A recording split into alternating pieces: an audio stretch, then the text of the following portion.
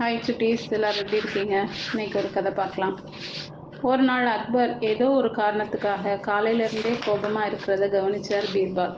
அவருடைய கோபத்தை தணிக்க விரும்பிய பீர்பால், மன்னா, நீங்கள் சிடுசிடுவென இருந்தா இயற்கையில அழகான உங்க முகம் விகாரமாக மாறிடுறது அப்படின்னு சொன்னார். பீர்பாலை இடைமறித்த அக்பர், என்ன தைரியம் இருந்தா என்ன சிடுமூஞ்சிங்கிற, இனி உன் முகத்துல முழிக்க விரும்பல, எங்கேயாவது கண்காணாத இடத்துக்கு ஒளிந்து போ அப்படின்னு சொன்னார். அதனால பீர்பால் தலைநகரை விட்டு வேறு நகருக்கு இடம்பெயர்ந்தார். இதை அறிந்த அக்பர், பீர்பால் உண்மையாவே போய்விட்டார் அப்படின்னு நினைச்சு மனசு வருந்தினார். பீர்பாலை மீண்டும் சந்திக்க வேண்டும்னு அவர் மனசு துடிச்சது. அக்பருக்கு ஒரு யோசனை தோணுச்சு. உடனே அவர் மந்திரியை அழைத்து, மந்திரியாரே, கொளுத்தும் நடுப்பகலில் குடையின்றி ஒருவன் சாலையில நடந்து வர வேண்டும். அப்படி வருபவனுக்கு 100 பொற்காசுகள் தரப்படும் அப்படின்னு ராஜ்யமெங்கும் தண்டோரா போடுங்கன்னு சொன்னார்.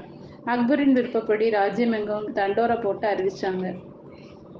அக்பரின் தலைநகருக்கு அருகே இருந்த ஒரு சிறிய கிராமத்தில் வசித்து வந்த ஒரு பரம ஏழை இந்த செய்தியை கேட்டு சந்தோஷப்பட்டான்.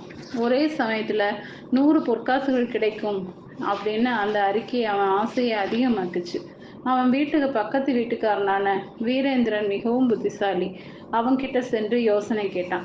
அதற்கு அவனிடம், நீ ஒரு நாற்காலியை தலைக்கு மேல் சுமந்து சென்றால் உன்மேல் வெயில் படாது அப்படின்னு சொன்னான். மறுநாள் அவன் ஒரு சிறிய நாற்காலியை தலைக்கு மேல் தூக்கி கொண்டு கால்நடையாவே அக்பரின் தர்பாரை அடைந்தான். அக்பர் அவனை பார்த்து, சபாஷ், யாருக்குமே தோன்றாத இந்த யோசனை உனக்கு மட்டும் எப்படி தோணுச்சுன்னு கேட்டார். எனக்கு இந்த யோசனையை சொல்லியது என் பக்கத்து வீட்டுக்காரர் வீரேந்திரன் அப்படின்னா. நான் அறிவிச்சபடியே உனக்கு 100 பொற்காசு தர்றேன். அந்த பணத்தை உன் கிராமத்திற்கு பத்திரமா எடுத்து செல்வதற்காக உன்னோட 2 காவலர்களையும் அனுப்பி வைக்கிறேன். நீ உன் வீட்டை அடைந்ததும் அந்த புத்திசாலி வீரேந்திரனை காவலர்களிட ஒப்படைச்சிடு வீடு அப்படின்னு சொன்னார்.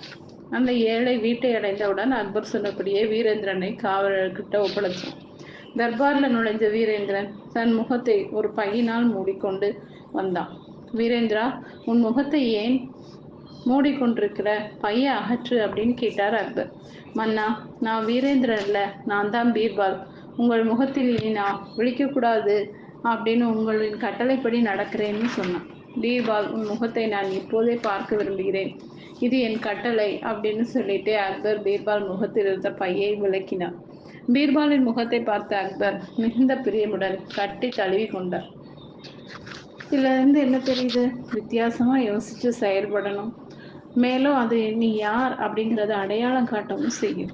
ஓகே சுட்டீஸ், இந்த கதை பிடிச்சிருந்தா லைக் பண்ணுங்க, சப்ஸ்கிரைப் பண்ணுங்க, ஃப்ரெண்ட்ஸ் அண்ட் ஃபேமிலிக்கு ஷேர் பண்ணுங்க. கூடவே இந்த பெல் ஐக்கானையும் கிளிக் பண்ண மறக்காதீங்க. பாய்.